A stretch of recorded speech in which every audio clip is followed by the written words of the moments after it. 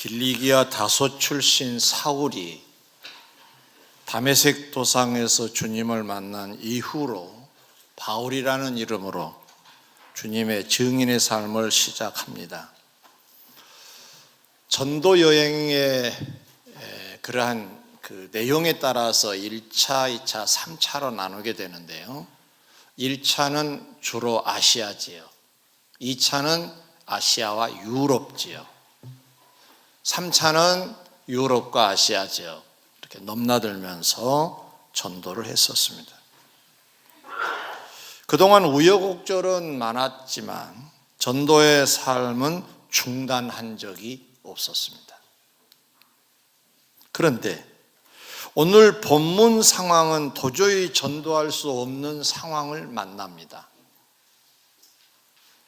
곧 전도 때문에 매를 맞고 재판을 받는 최악의 상황을 만났다는 말씀입니다. 이때 바울은 어떻게 처신했을까? 그 내용이 본문의 내용입니다. 오늘 이 내용이 있는 본문을 오늘의 본문으로 정하고 말씀을 전한 이유는 성도는 세상을 어떻게 살아야 할 것인가? 조금 좁혀서 말씀을 드리면 주님으로부터 소명을 받은 사람들은 순간순간 어떻게 살아야 할 것인가? 이 답을 얻고자 그렇게 살았던 바울을 살펴보게 된 것입니다. 곧 우리의 일상은 어떠해야 할 것인가? 바울을 통해서 하나씩 살펴보도록 하겠습니다. 첫째로, 바울은 안 좋은 상황을 만났을 때도 전도자로 살고 있었습니다. 사도행전 21장 오늘 본문의 배경이 되는 시작점이 되는 그곳에서 오순절 절기에 참석합니다. 오순절 그러면 흩어진 유대인들이 거의 다 모입니다. 특별한 환자를 제외하고는 모입니다. 그리고 이방인들도 순례차 오기도 합니다. 자, 이 오순절 절기를 참석하기 위해서 3차 전도 여행을 급히 마무리하고 예루살렘에 도착을 했는데 하나 안 좋은 일이 생겼습니다. 그게 뭐냐면 그동안에 1차, 2차, 3차 전도 여행을 다니는 중에 이방 지역에서 만났던 유대인들도 오순절 절기를 지키기 위해서 온 겁니다. 바울도 오고 그들도 와서 그들이 이 이방인 지역에서 부딪혔던 바울을 예루살렘에서 목격을 한 겁니다. 원수는 외나무 다리에서 만난다 뭐 그런 말처럼 자기들 편이 많은 그러한 예루살렘에서 바울을 만났으니까 얼마나 그들의 기세가 대단했겠습니까? 큰 소리로 아시아 지역에서 율법 하나님을 잘못 전하는 이 사람이 바로 이 사람이다 라고 하면서 선동하고 선전해서 사람들이 모여들기 시작했습니다. 온 성이 소동이 일어났다고 할 정도였으니까 대단한 분위기였을 거라고 봅니다. 사람들은 보자마자 바울을 치기를 시작합니다. 돌로 치기도 하고 매로 치기도 했겠죠.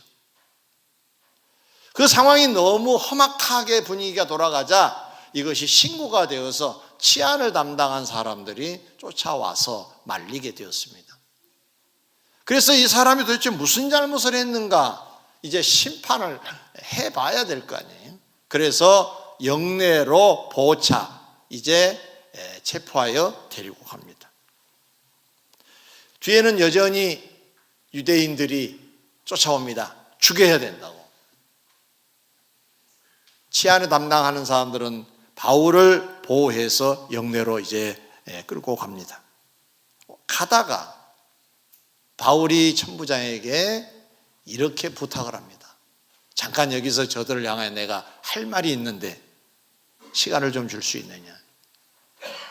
그러라고. 그래서 가다가 층대에 올라가서 예수 그리스도를 증거했다는 내용이 본문의 내용에 있습니다. 끌려가는 자가 뒤에서 죽이겠다고 쫓아오는 자들 앞에서 그는 지금 사실 생명의 위협을 느끼면서도 하고 있는 일이 뭐냐? 전도를 하고 있었다는 얘기입니다.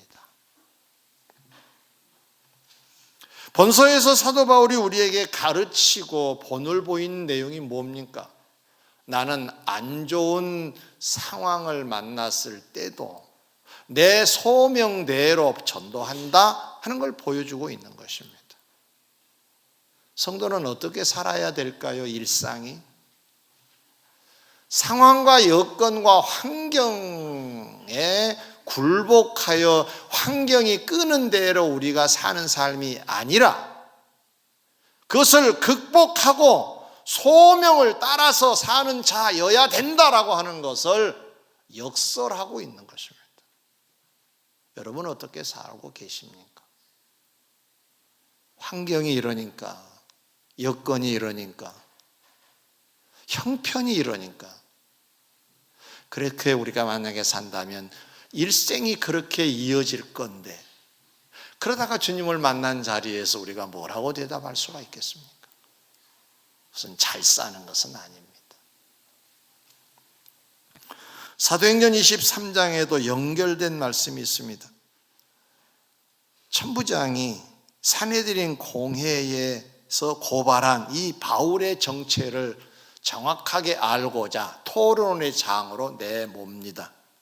산헤드린 공회에 찾아갑니다. 거기서 토론이 벌어졌습니다. 그래야 바울을 정확하게 알 수 있다고 천부장이 판단했겠지요. 산헤드린 공회는 예수님을 십자가에 못 박은 세력입니다. 뻔합니다. 바울에게 악감정을 가지고 대하고 있다는 사실을. 바울은 몰랐겠습니까? 잘 알고 있었습니다. 그들이 지금 현재 저들에게는 내 이 전도가 효과가 없을 것이라고 하는 것도 왜 생각을 못 했겠습니까? 그렇지만 바울은 그 자리에서도 여전히 복음을 전합니다. 할렐루야. 감정이 상한 상황에서도 그러한 환경에서도 그는 그 감정이 이끈 대로 삶을 사는 것이 아니라 내 소명이 전도 아닌가. 그러니 이 자리에서도 내가 복음을 전한 자로 살아야지 하는 자로 살았다는 얘기입니다. 잘 사는 성공의 케이스입니다. 성도 여러분, 우리 얘기를 해보지요. 마가복음 16장 15절에 보니까 너희는 온 천하에 다니며 만민에게 복음을 전파라고 하는 주님의 말씀이 있습니다. 승천하시면서 제자들에게 주신 말씀이고 이것은 온 인류에게 믿는 자들에게 주시는 소명입니다. 복음을 전파하라가 우리의 소명입니다. 주님을 따르는 우리들이기 때문에 그렇다면 오늘 제목이 뭡니까? 제목만 시작.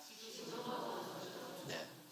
지금 도를 제가 붙인 이유는 환경이 나쁠 때 도에 해당되어서 이렇게 표현을 해본 것입니다.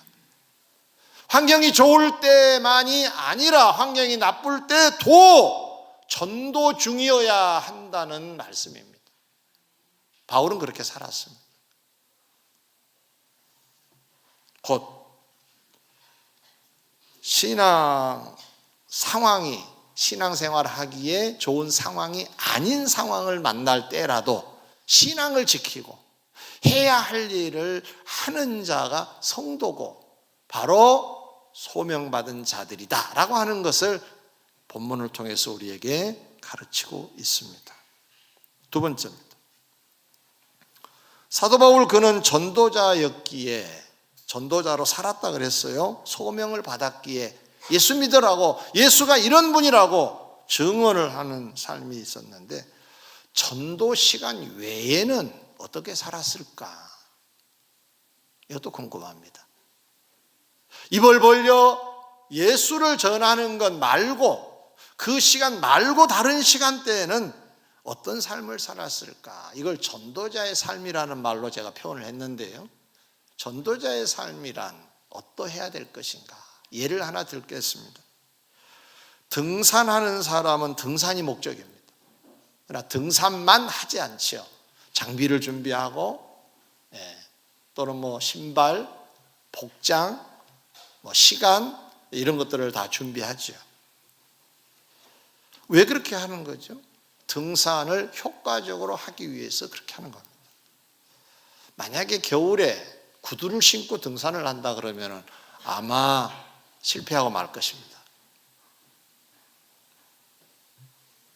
그러면 등산되기 위해서는 복장도 준비하고 장비가 준비하다는 얘기죠. 우리들의 소명, 전도, 복음 전하는 거, 예수의 증인 되는 거, 이걸 효과를 높이기 위해서는 전도자의 삶이 마치 준비한 것처럼 삶이 필요하다 그런 말이죠. 어떤 삶이 필요할까? 오늘 3가지만 말씀드리고 말씀 마치려고 합니다. 첫째로, 바울은 전도만 하지 않고 그의 삶이 늘 진실하고 정직했습니다. 오늘 본문에 소개된 대제사장 아나니아가 산헤드린을 대표하여 바울을 고발했습니다.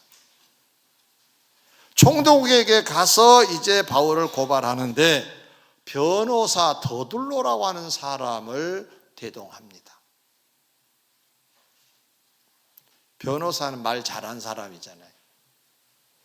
그냥 최근에 일어난 일 가서 아나니아 가서 설명하면 되는데 말을 정말로 잘하게 해서 총독 마음을 살려고 변호사를 사서 데리고 가 변호사로 하여금 말을 하게 합니다. 그가 총독을 앞에 두고 하는 말을 쭉 여러분 우리가 읽었습니다. 교독으로.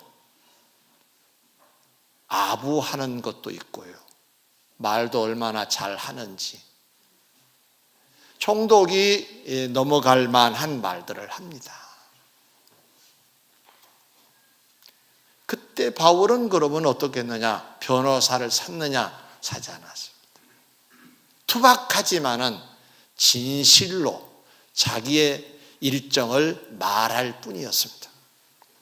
특별히 이것을 모아서 이렇게 표현한 데가 있습니다. 24장 16절에 보니까 나도 하나님과 사람에 대하여 항상 양심의 거리낌이 없기를 힘쓰나이다 그랬는데 양심의 거리낌이 없는 자로 살려고 애를 쓴 사람이 곧 진실과 정직이 늘 바탕이 되었다는 말씀입니다.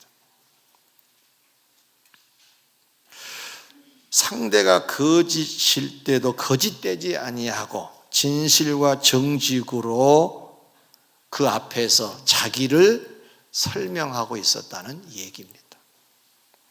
사도행전 6장에 보면 초대교회가 7 집사를 세웁니다. 안수 집사로. 성령과 믿음이 충만한 사람이어야 하고 성령과 지혜가 충만한 사람이어야 했습니다. 그 이유가 뭘까요? 이 충만했다, 지혜, 믿음, 성령 충만했다는 얘기를 다른 쪽에서 우리가 해석해 봐야 됩니다. 원래 이 초대교회 때에 7 집사를 세운 이유가 있습니다. 배경은 이렇습니다. 성도들이 많이 생겼습니다. 교회에. 가난한 사람이 너무 많이 왔습니다. 그 사람들에게 교회가 구제하기를 시작했습니다. 당시의 교회의 사명은 선교와 구제였는데 이 구제를 열심히 했습니다. 좀 여유로운 성도들이 금일봉 해가지고 후원금, 헌금을 많이 냈습니다. 어떤 사람은 밭도 팔아서 내놨습니다. 그걸 가지고 어려운 사람들을 나눠주기 시작합니다. 근데 사람인지라 내가 아는 사람이 줄을 섰어요. 그게 조금 더 줍니다. 잘 모르는 사람이 오면은 그냥 정량을 줍니다. 이것이 쌓였어요. 가만히 보니까 저 사람은 더 주고 나는 조금 주네. 그래서 이것 때문에 서로 소리가 요란해졌습니다. 왜 더 주냐? 왜 우리는 적게 주냐? 시비가 붙었습니다. 이 문제를 근본적으로 해결하기 위하여 여기 적임자를 뽑아야 되겠다 해서 뽑혀진 사람이 7 집사님. 그러니까 성령과 믿음이 충만하고 지혜가 충만했다는 얘기는 이 문제를 잘 은혜롭게 해결할 사람이었다는 얘기고 보면 기본적으로 지혜로워야 되겠지요. 잘 조절해야 되고 진실하고 정직함은 기본이 돼야 되겠죠. 마음이 따뜻한 사람이 돼야 되겠죠. 이런 것들이 갖춰진 사람이 7 집사였는데 그 속에 우리가 밑바닥에 깔려 있는 것이 뭐냐? 진실하고 정직함이었다는 겁니다. 저 사람을 못 믿겠어 그러면은 맡기지 않죠. 믿을만 해. 저 사람이 나누면은 정직하게 나눴을 거야. 믿을만 했다 그 말. 사도행전 16장에 보면 사도 바울이 2차 전도 여행 중에 더베 지역에서 디모데와 합류를 합니다. 디모데를 바울이 선택한 이유, 동역자로 삼는 이유는 그가 지역의 사람들에게 칭찬을 받는 사람이었더라 그랬어요. 칭찬받는 사람. 인정하니까 칭찬을 받는 거죠. 이 사람이 거짓된 삶을 살았으면 절대로 인정하지도 않고 칭찬하지도 않았을 겁니다. 그런데 바울은 왜 이 사람을 선택을 했느냐? 이 사람과 전도를 다녀서 이 사람이 복음을 전하면 이 사람을 믿기 때문에 이 사람이 전한 복음도 믿을 것이라고 판단을 한 겁니다. 그래서 디모데를 동행한 것입니다.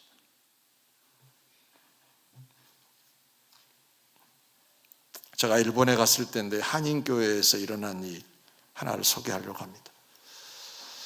일본인 부부가 등록을 했어요, 교회에. 일본인들은 한국의 한인교회에 잘 등록을 안 해요.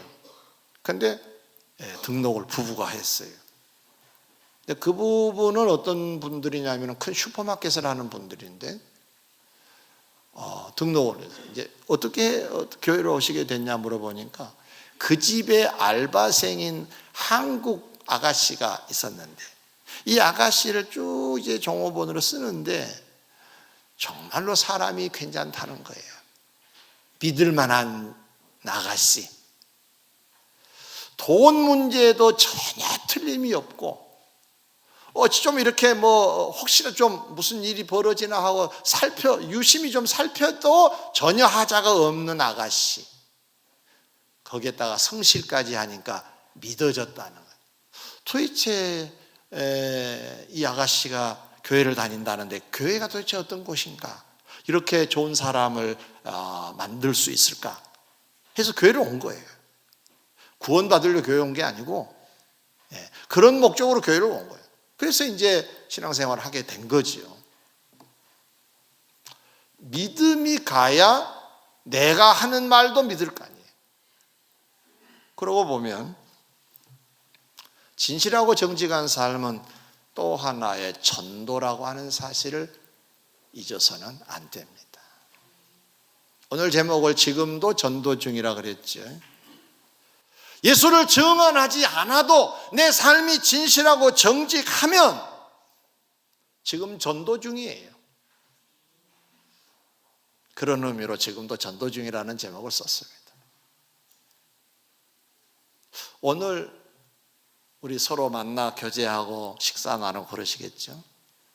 우리 중에는 처음 오신 분도 계시고 30년, 40년 되신 분도 계시죠. 이제 오신 분들은 아무것도 잘 모를 수 있습니다. 그분들은 오래된 성도들을 유심히 볼 겁니다. 찬양한 사람들도 유심히 볼 겁니다. 근데 식사하는 자리에서 보니까 진실하고 정직하지 않는 모습을 만약에 봤다고 합시다. 그럼 뭘 배우겠습니까?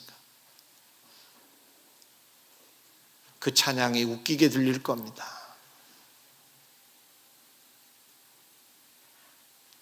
우리의 삶이 또 하나의 신앙이 되는 거고 우리의 삶이 또 하나의 전도가 되는 증언하지 않는 전도가 되는 것 아니겠느냐는 말씀입니다.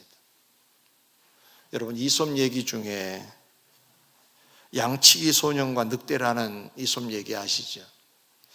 소년이 심심해가지고 늑대다 그렇게 심심해서 사람들이 몽둥이를 들고 쫓아올라갑니다. 근데 거짓말한 거죠. 저놈이 그러고 내려가서 며칠 있다가 또 심심한 거예요. 늑대다! 가보니까 거짓말. 한참 있다가 이 소년이 진짜로 늑대가 나타난 거죠. 늑대다라고 외쳤는데 동네 사람 아무도 오지 않았다 하잖아요. 또 거짓말한다. 그의 운명은 어찌 됐겠습니까? 양도 이리가 손댔을 것이고 소년도 해치지 않았겠습니까?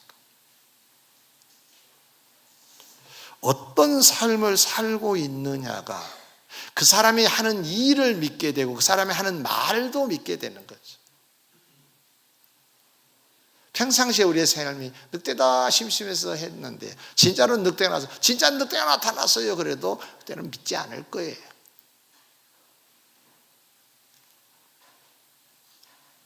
평상시 우리의 진실함과 정직함, 회사에서든 어떤 단체든지 간에 이건 성도의 트레이드마크가 돼야 되는데 이것이 딱 있으면 그 사람이 전한 예수도 믿게 될 줄 믿습니다.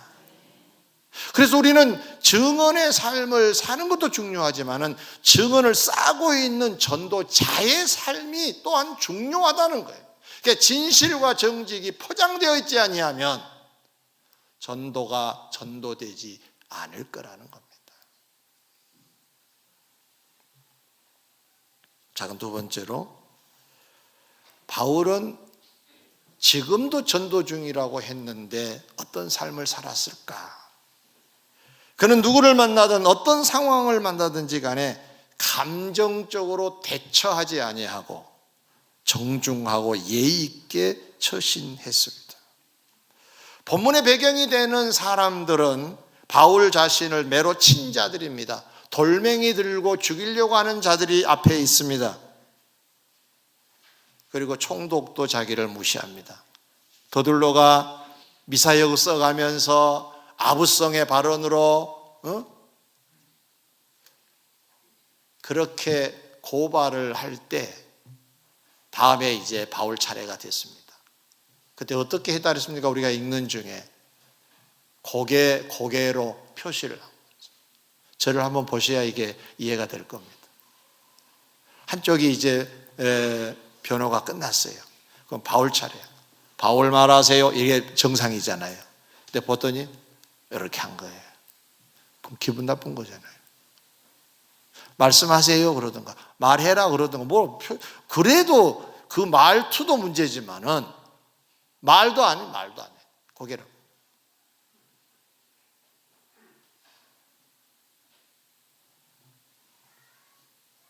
근데 이 사람이 웃긴 사람인데 그러면서도 자주 불렀다는 거예요. 왜냐?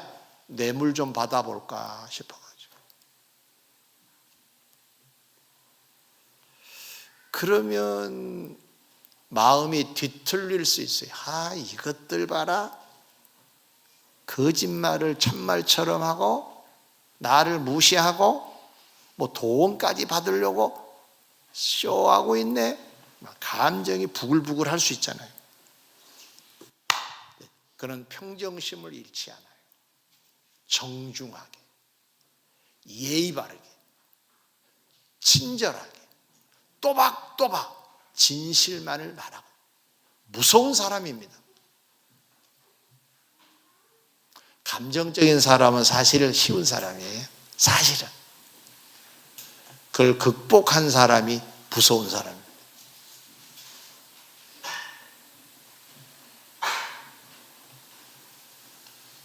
이 감정적이지 않는 게 얼마나 어려우냐 하면은 구약의 모세 사건을 아시죠? 모세는 60만 대군을 이끌고 가나안 땅으로 인도하는 지도자입니다. 근데 광야니까 물이 없는 거 뻔하잖아요. 물 없다. 왜 우리를 죽이려고 여기 데려왔느냐. 막 고함을 치고 원망하고 불평하고. 그때 하나님께 기도해서 물을 내지요. 반석을 쳐라. 반석을 쳤더니 물이 쫙 쏟아서 다들 넉넉하게 이제 물을 다 마시게 된 거죠.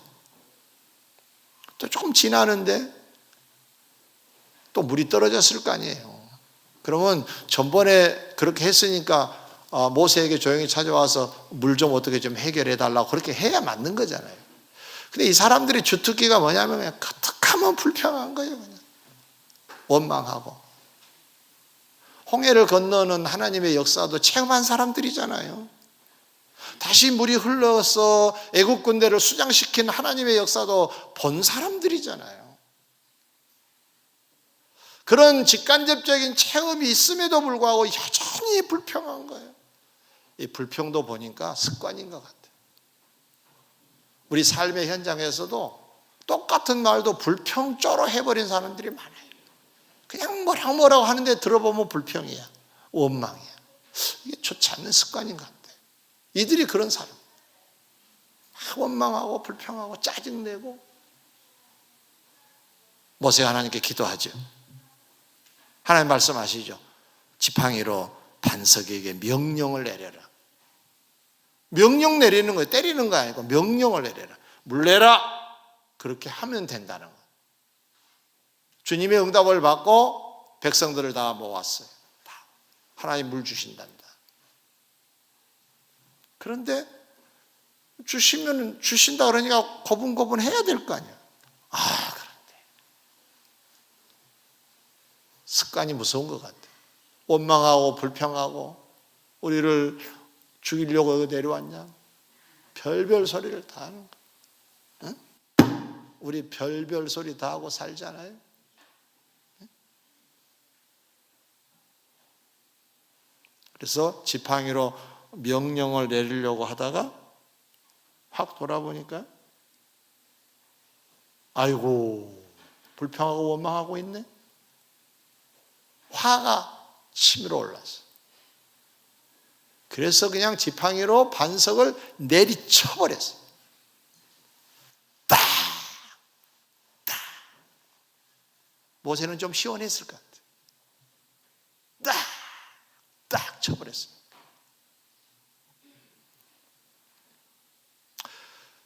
하나님이 원하신 삶은 아니죠. 근데 왜 그렇게 한 거죠? 화를 돋아요, 돋아. 여러분, 화낸 사람도 안 되지만 화 돋은 사람 더 안 됩니다.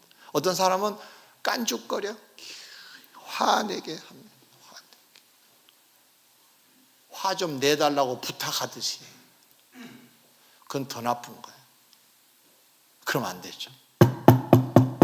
그래서 지팡이로 반석을 쳐버렸던 거죠. 탁, 탁. 하나님께서는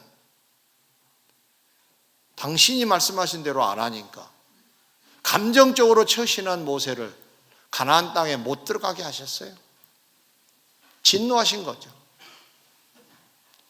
온유하기로 대단한 소문난 제 1등이라고 말할 정도로 대단하게 하나님도 자랑하실 정도였던 이 모세도 그 감정적으로 처신하는 데는 실패하고 말았어요. 이 잘 안 되는 것 중에 하나입니다. 여러분 어떠세요? 누가 여러분을 막 뭐라고 하면은 그래 그럴 수도 있는 거지 이렇게 넘어가시나요? 그러시나요? 한바탕 하시죠?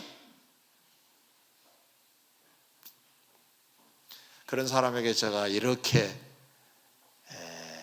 아픈 얘기 하나 해드리겠습니다. 지금도 화내는 중. 그게 쌓이면 뭐가 되겠습니까? 지금도 전도 중. 그래야 뭐가 돌아올 게 있을 거예요. 지금도 화내는 중. 좀 다른 말로 할까요? 지금도 범죄 중. 지금도 조는 중. 그럼 안 되겠죠. 그렇죠?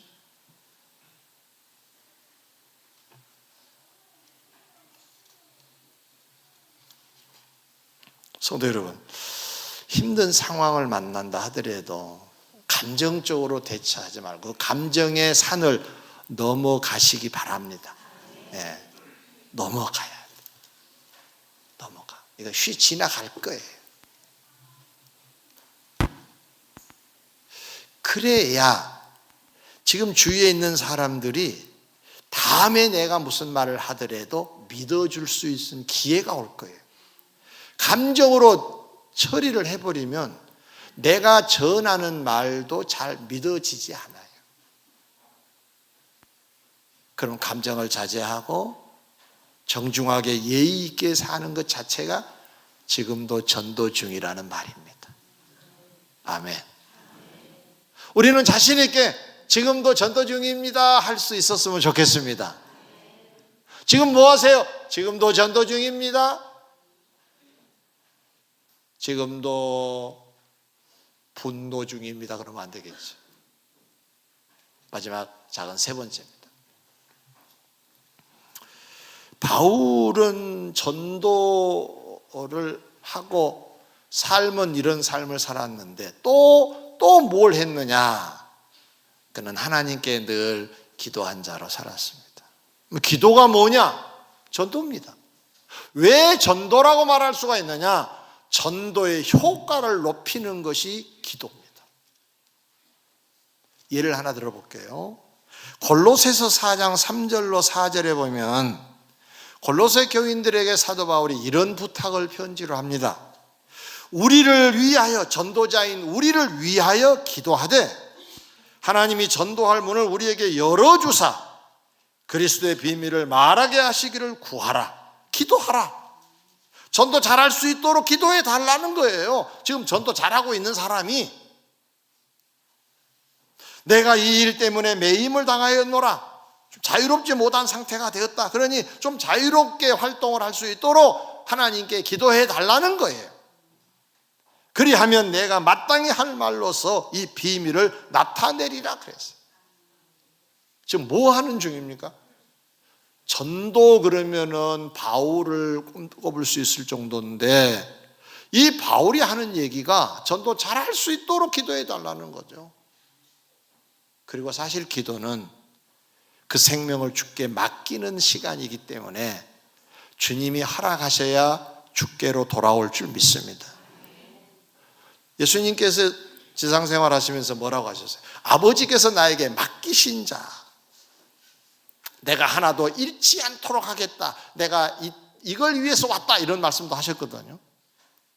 그럼 아버지께서 맡기신 자라고 하는 말씀은 하나님이 보내신다는 말씀이니까 이 보내시는 배경에서 우리가 할 도리는 뭐냐? 기도밖에는 없는 거죠. 정리를 해볼까요? 전도는 우리가 소명을 받았으니까 예수 믿으셔야 해요 하는 말은 늘 하셔야 해요. 따라서 예수 믿으셔야 합니다. 예수 믿어야 구원받습니다. 이걸 전도라 그러잖아요. 증언의 삶. 근데 이것만 갖고 전도가 전도되는 건 아니라는 거잖아요.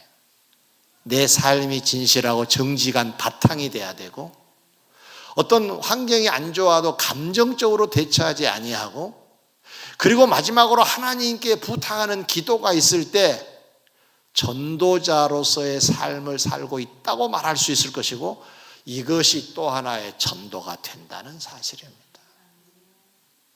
전도합시다. 그 전도가 전도되기 위하여서는 이런 삶도 갖춰야 될 줄 믿습니다. 여러분 다 전도의 승리자가 되시길 주의 이름으로 축원합니다. 기도하겠습니다.